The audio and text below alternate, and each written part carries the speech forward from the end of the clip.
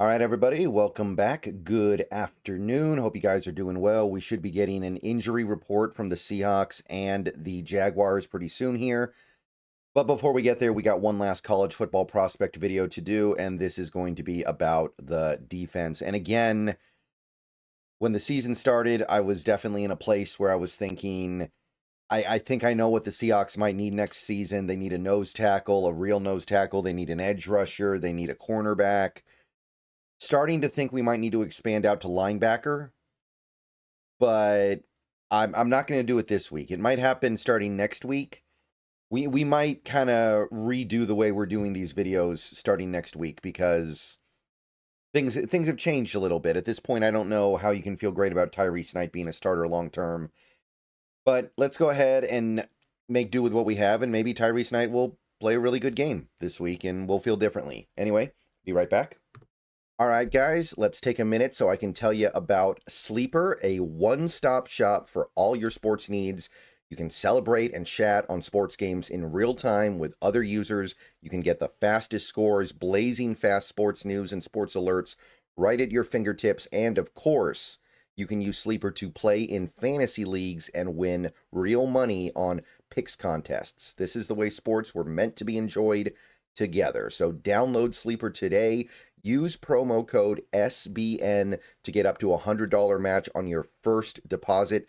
And you can pair that with another promo they have right now where you can get a $20 entry free with no deposit required. So get both of those things going. Terms and conditions apply. See Sleeper's terms of use for details.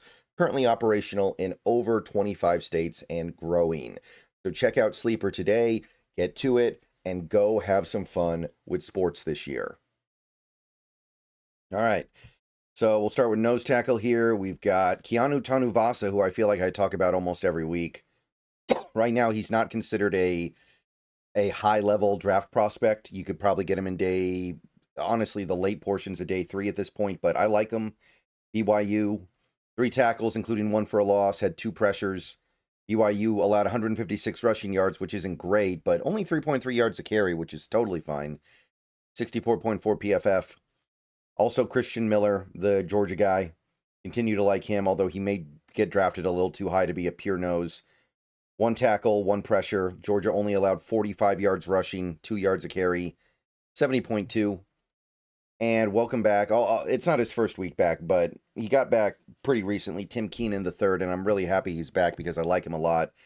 From Alabama, a fumble recovery. He actually recorded no tackles in this game, but a fumble recovery, 2 pressures.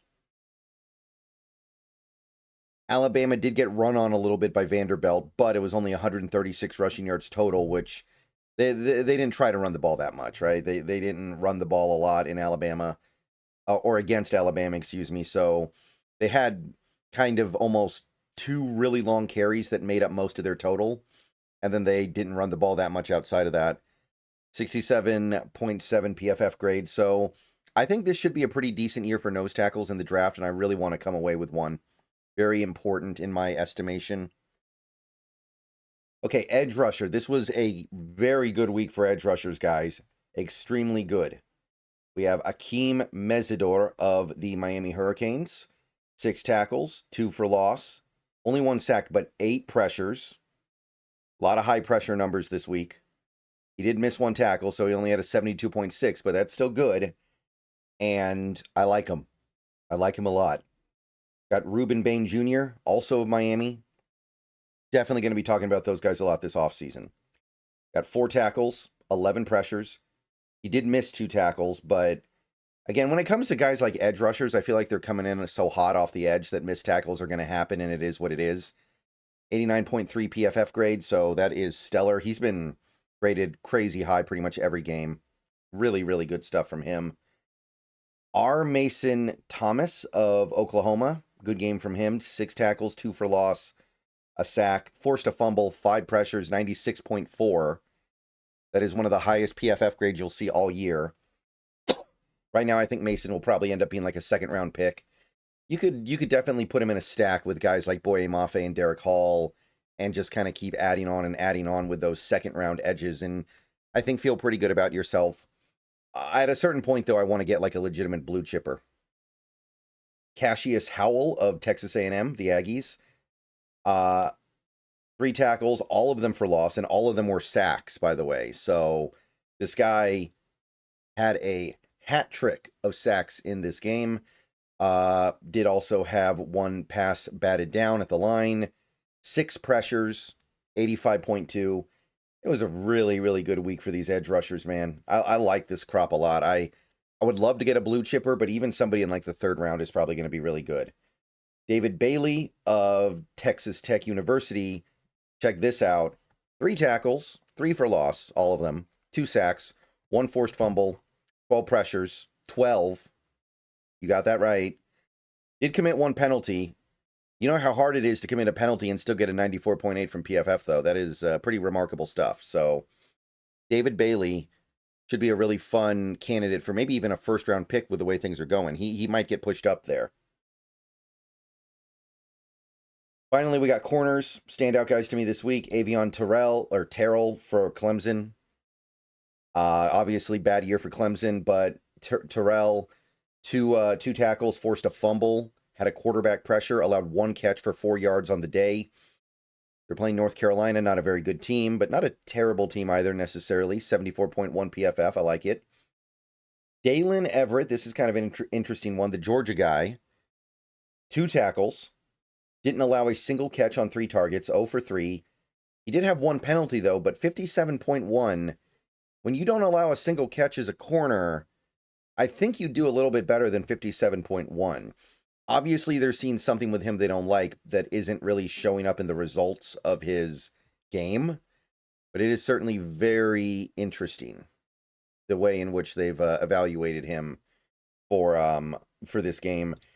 Davison Igbinosun of Ohio State, 5 tackles, 3 out of 4 catches allowed. Only 24 yards, though. Not bad. Remember, they're Ohio State. They deal with a lot of passing plays. 68.8 PFF grade. Pretty good, pretty good. Jermaine Matthews Jr., also of Ohio State, 2 tackles, 0.5 tackles for loss, so he did get in the backfield a little bit there. 1 pass breakup, did allow 1 catch on 2 targets for 10 yards, 66.3. So both OSU guys probably going to get drafted. To a couple good corners on that OSU team this year. Final guy is kind of a deep sleeper. He's not getting a lot of draft hype right now, but I think there is something going on with Jair Hill of the Wolverines. Not a lot of guys that are super intriguing for this draft on the Wolverines. They've got Justice, the running back, who I do like a lot.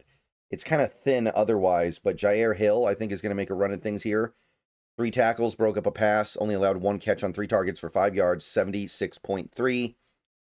And that is going to do it for this week. I liked this week a lot. I think the defensive guys were really good. I really like what I see here. And, yeah, anyone who wants me to add linebackers going forward, let me know. I think I'm probably going to have to do it. Tyrese Knight's just not good right now, but I don't know yet. Maybe things will change this week. Okay. See you guys later. Go Hawks. More videos later.